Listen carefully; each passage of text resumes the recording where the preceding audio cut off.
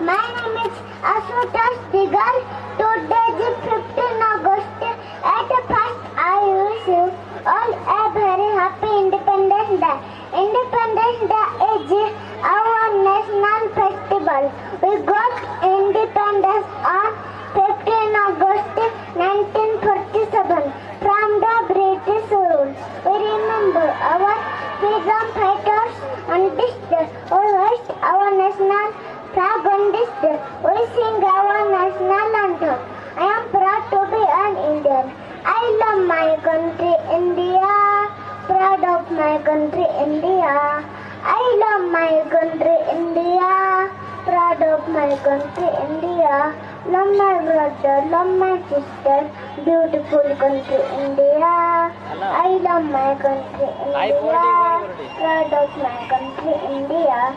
Dear Salami,